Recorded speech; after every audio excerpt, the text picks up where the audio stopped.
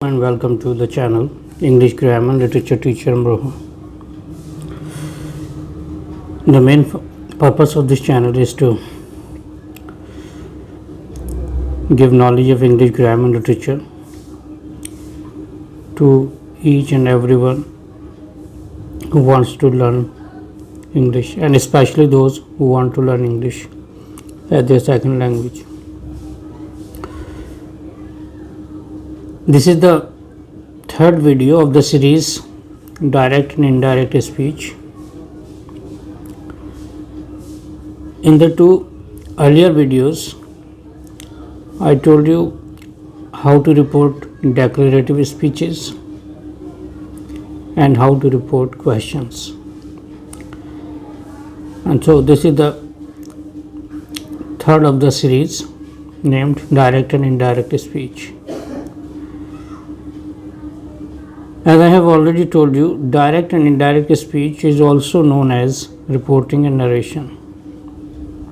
To be a good reporter, to be a good narrator, to be a good author, to be a good speaker, you must have a good knowledge of this topic. So this is direct and indirect speech, and the subtopic of the day is how to report orders, requests, advice, suggestions, etc. इस series के पहले video में आपको बताया था कि कैसे affirmative और नेगेटिव स्टेटमेंट्स को रिपोर्ट करते हैं।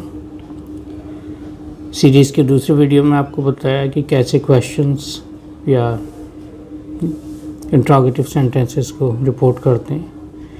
इस तीसरे वीडियो में आपको बताने वाला हूँ कि किस तरह से इम्पेरेटिव सेंटेंसेस जिसमें ऑर्डर, रिक्वेस्ट, एडवाइस, सजेशंस आती हैं कैसे रिपोर्ट करते हैं। जहाँ तक मेन टॉपिक है, मेन टॉपिक तो वही है, reporting, narration, direct indirect speech. इसलिए बहुत सी बातें तो कॉमन हैं। जब भी आप डायरेक्ट से इनडायरेक्ट स्पीच में चेंज करेंगे, बहुत से पॉइंट्स वही हैं जो आपको याद रखने होंगे। और अगर आपने पहले दो वीडियोस नहीं देखे इस सीरीज़ के तो उन्हें देख लें। ये तीसरा टॉपिक और बेहतर समझ में आएगा। तो आगे बढ़ते हैं, लेकिन आगे बढ़ने से पहले एक छोटी सी अपील है आपसे। आपको अगर ये वीडियो अच्छा लगे, please press the like button, and if you have to say something regarding this lesson, you may write your comment in the comment section. And I also request you to subscribe to this channel in order that you may get some more useful videos. So let's start the subtopic, how to report request, advices, suggestions, orders, etc. कुछ बातें जो थोड़ी सी revision मांगती हैं, वो एक तो यह है कि पर्सनल प्रोनाउंस में किस तरह से आपको चेंजेस करने होते हैं। थोड़ा सा रिपीट करते हैं। अगर आपने वो पहली और दूसरी वीडियोस देखी हैं सीरीज़ की तो शायद आपको ऑलरेडी सब याद होगा, लेकिन जिन्होंने नहीं देखी है उनके लिए थोड़ा सा बता दें ताकि वो इस सब टॉपिक को आसानी से समझ लें। देखिए, जो डायरेक्ट स्पीच होती है वो डबल इन्वर्टेड कॉमास के अंदर रखी जाती है, जैसे कोटेशन मार्क्स भी कहते हैं। कोटेशन मार्क्स के अंदर या डबल इन्वर्टेड कॉमास के अंदर रखी जाती है डायरेक्ट स्पीच। स्पीकर के वर्ड्स को एग्जैक्टली वैसे के वैसे रख दिया जाता है। ये रिपोर्टिंग का एक तरीका होता है। रिपोर्टिंग का दूसरा तरीका होता है किसी स्पीकर के वर्ड्स को थोड़ा सा मॉडिफाई कर कर बताना। ठीक है, this is the job of a narrator और अ रिपोर्टर। तो पर्सनल प्रोनाउंस में अक्सर गलतियाँ हो जाती हैं। इसे आप ध्यान रखिएगा कि अगर रिपोर्टेड स्पीच जिसे कोटेशन मार्क्स के अंदर रखा जाता है उसके अंदर कहीं पर भी फर्स्ट पर्सन आ रहा है तो आप उसे रिपोर्टिंग वर्ब के सब्जेक्ट से चेंज कर देंगे। और अगर सेकंड पर्सन आ रहा है रिपोर्टेड स्पीच में तो उसे रिपोर्टिंग वर्ब के ऑब्जेक्ट से चेंज करेंगे, और अगर रिपोर्टेड स्पीच में थर्ड पर्सन आ रहा है तो उसमें कोई चेंज नहीं करते।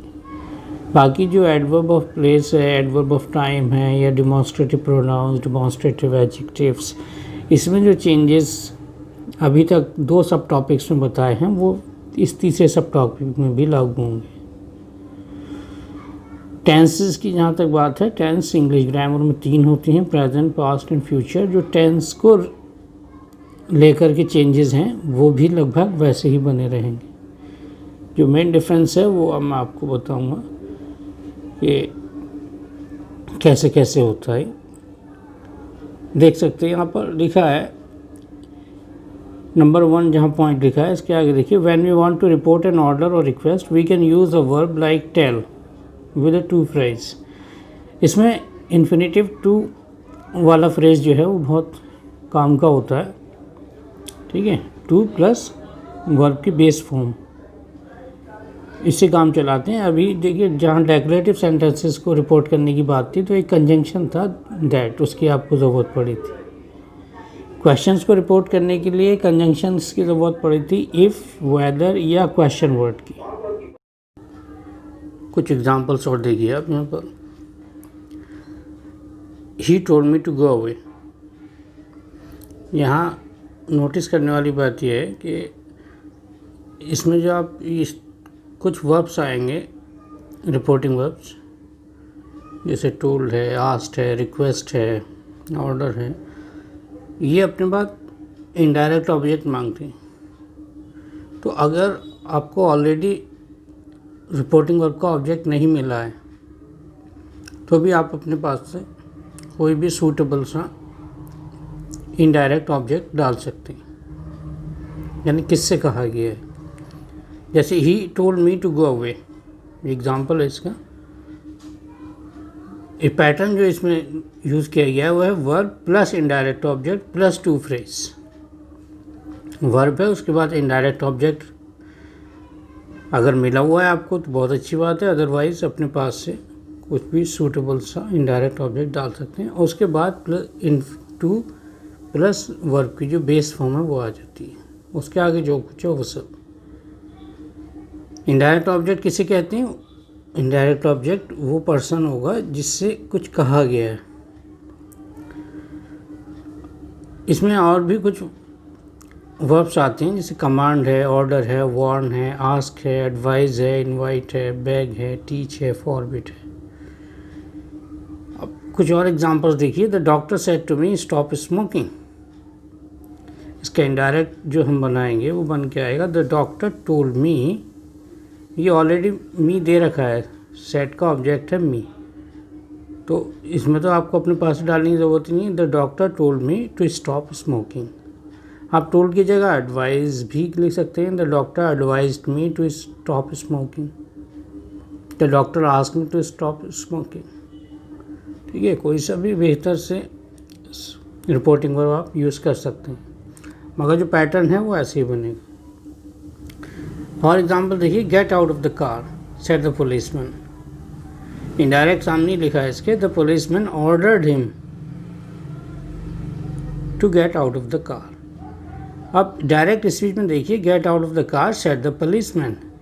इसमें पुलिसमैन ने किससे कहा है ये नहीं दिया है, लेकिन जब आपने इनडायरेक्ट में इसे चेंज किया है तो आपने ऑर्डर्ड हिम कर दिया है, क्योंकि ऑर्डर, टोल्ड ये इस तरह के वर्ब्स हैं जो कि इनडायरेक्ट ऑब्जेक्ट मांगते हैं, तो यहाँ आपने हिम डाल दिया जबकि यहाँ नहीं था direct speech.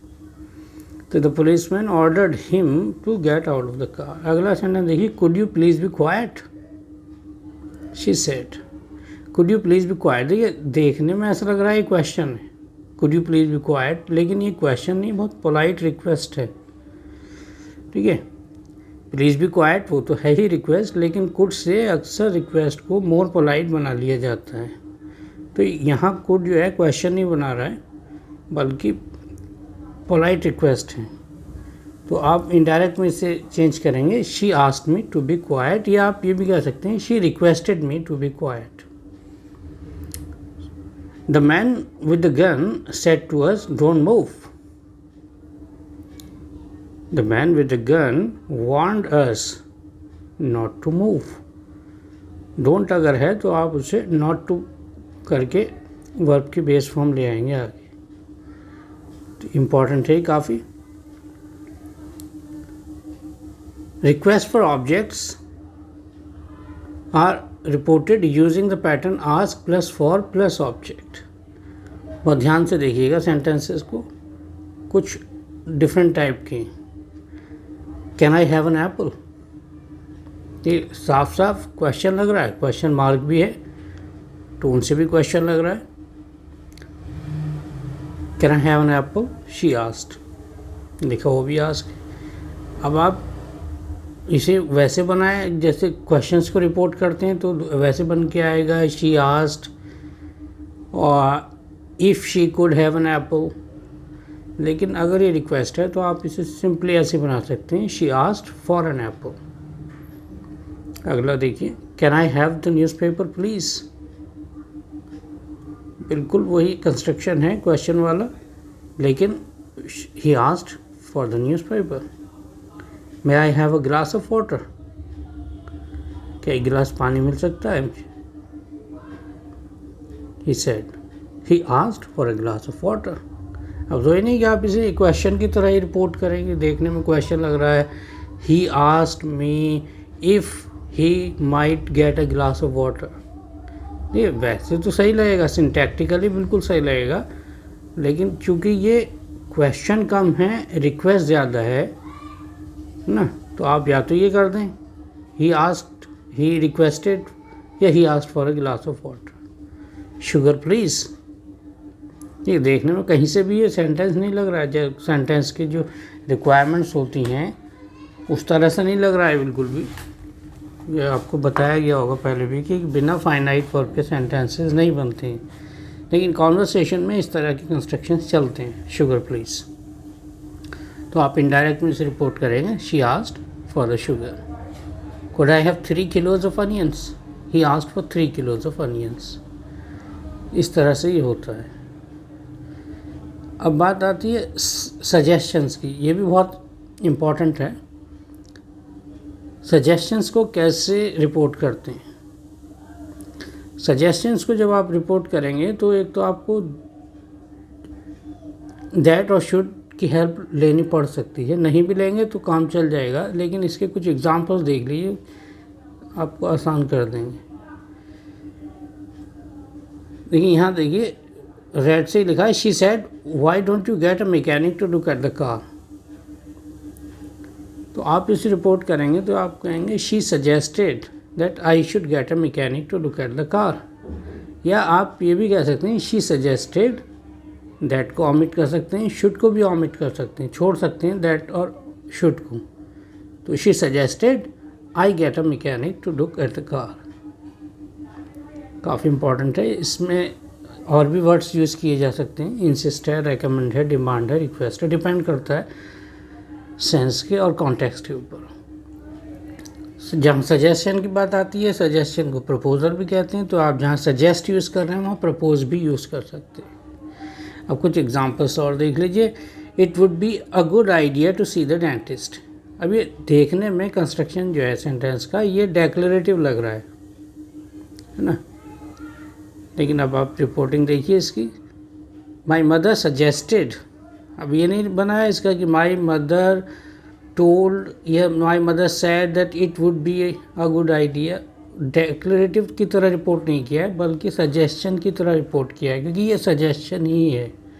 My mother suggested that I should see the dentist, और you can say my mother suggested I see the dentist. अब अगला देखिए, the dentist said I think you should use a different toothbrush. इसको report करेंगे, the dentist recommended that I should use a different toothbrush. इसमें भी आप that और should को ऑमिट कर सकते हैं, छोड़ सकते हैं, तो बनकर आएगा the dentist recommended I use a different toothbrush. Next देखिए, my manager said I think we should examine the budget carefully at the meeting. My manager proposed that we should or that we examine the budget carefully at the meeting. Why don't you sleep overnight at my house, he said. साफ साफ question लग रहा है, हो सकता है आप इसे क्वेश्चन की तरह रिपोर्ट कर दें। He asked me why I didn't sleep overnight at his house. लेकिन ये देखने में क्वेश्चन लग रहा है, लेकिन टोन जो है सजेशन वाली है, प्रपोजल सजेशन, उसी हिसाब से आप इसको रिपोर्ट करेंगे। He suggested that I should sleep overnight at his house, या शुड को भी ऑमिट कर सकते हैं। He suggested that I sleep overnight at the house. चलिए भाई आपको बताते हैं कि इसकी एक्सरसाइज कैसे की जा सकती है। एक्सरसाइज करेंगे आप साथ में तो और बेहतर समझ में आएगा। पहला सेंटेंस है, the beggar said give me something to eat please. तो कैसे बनाएंगे आप? द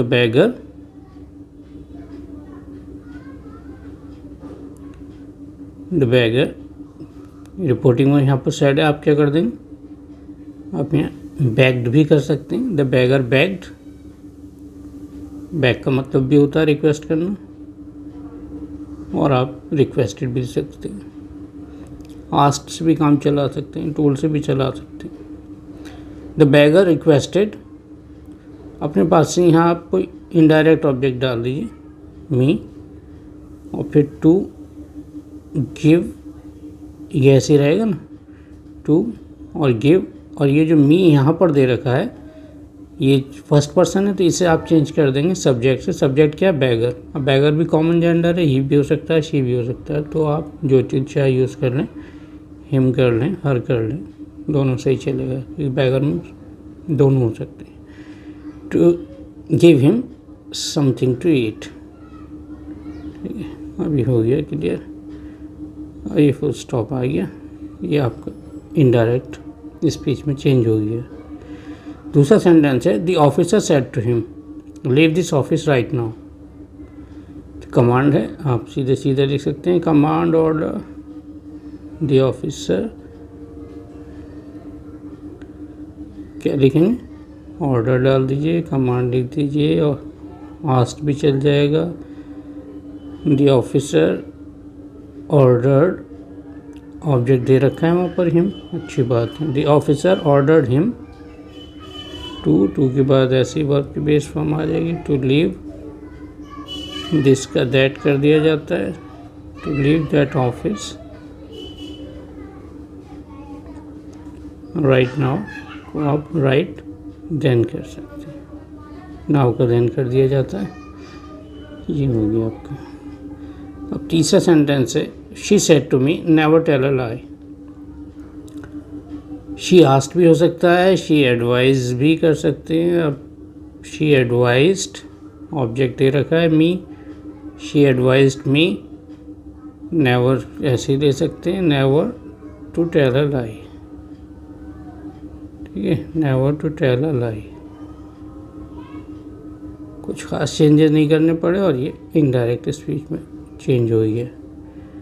फोर्थ देखिए, they said let us take some rest now. ये सजेशन है, प्रपोजल सजेशन, तो आप कुछ भी लिख सकते हैं। दे प्रपोज, दे सजेस्टेड, तो हम सजेस्टेड लिख लेते हैं। दे सजेस्टेड, दैट यूज़ करना चाहे कर सकते हैं, नहीं करना चाहें तो ऑमिट भी कर सकते हैं। दैट, फिर ये जो अस है इसे दे से चेंज करेंगे तो ये दे बन जाएगा, क्योंकि फर्स्ट पर्सन को सब्जेक्ट से चेंज कर देते हैं। They suggested that they should, लिखना चाहे लिख दीजिए, नहीं लिखते तो भी गलत नहीं होगा। That they should take some rest, और ये नाउ का देन कर दिया जाएगा। They said let us take some rest now, आप कह सकते हैं they proposed that they should, और आप ये भी कह सकते हैं they suggested they take some rest then. तो दे और शुड ये छोड़े भी जा सकते हैं। फिफ्थ है, learn this lesson by heart the teacher said. तो आप कह सकते हैं द टीचर एडवाइस करना चाहें एडवाइस कर लें, आस्क करना चाहें आस्क कर लें, टोल्ड करना चाहें टोल्ड कर लें। द टीचर आस्क्ड, अब यहाँ इनडायरेक्ट ऑब्जेक्ट डाल दीजिए अपने पास से, आप अस कर दीजिए मान कर कि कई लोगों से कहा होगा द टीचर आस्क्ड अस, और उसके बाद टू लर्न, और जिसका क्या हो जाएगा दैट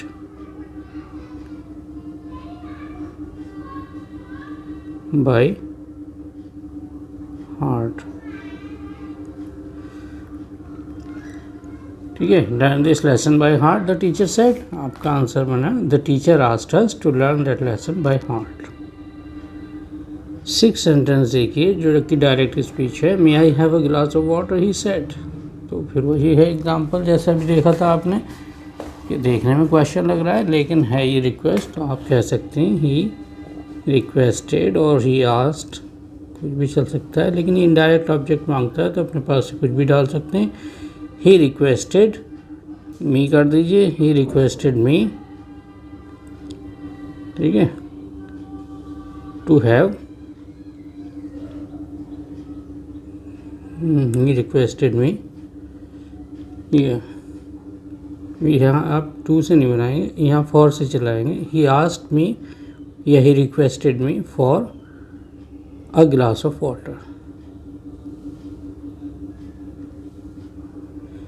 अगर आप इसे ऐसे करते हैं he requested me to have a glass of water, तो उसका मीनिंग चेंज हो जाएगा, ऐसा रहेगा कि वो मुझसे ही कह रहा है कि I should take a glass of water, जबकि ऐसा नहीं है। He is asking a glass of water for himself, so he requested me for a glass of water या he asked me for a glass of water.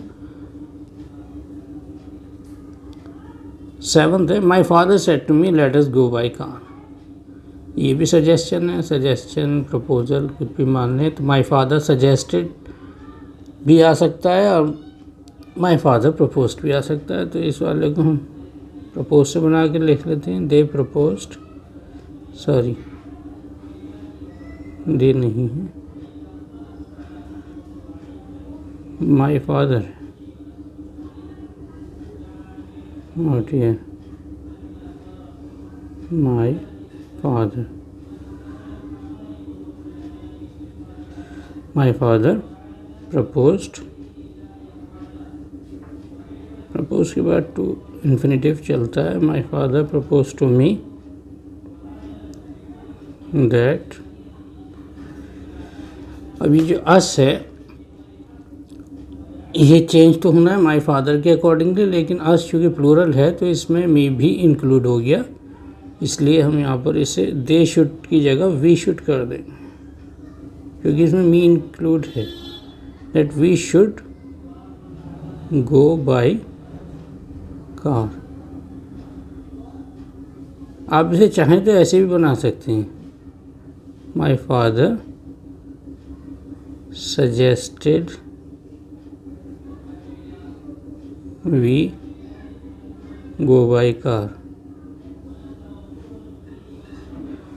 ठीक है। आप इसे ऐसे ही बना सकते थे, my father suggested that we should go by car, ये सब सही है।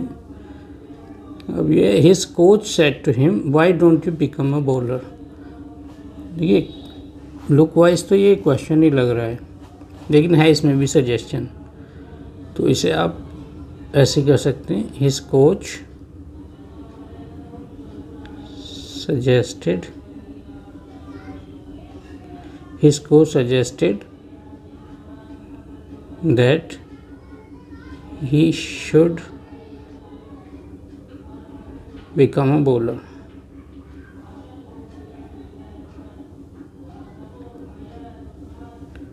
ये बन गया आपका।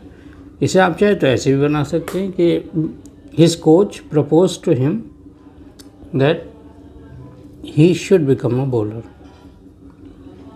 क्लियर है। तो इस तरह से हम ऑर्डर, रिक्वेस्ट, एडवाइस और सजेशन को रिपोर्ट करते हैं। एकेडमिक एग्ज़ाम हो या कंपेटिटिव एग्ज़ाम, ये कुछ बारीकियां हैं जो आपको समझनी चाहिए, और अगर आप इसने आपने पूरी वीडियो देखी और बाकी 2 जो वीडियोस हैं इसी टॉपिक पर बनी हुई, इसे आप देख लें तो शायद कभी भी आप इस टॉपिक पर कंफ्यूज नहीं होंगे। तो please keep watching more such videos, and thank you for watching it, and also thank you for learning a lot from this humble channel. Thank you. Have a nice day.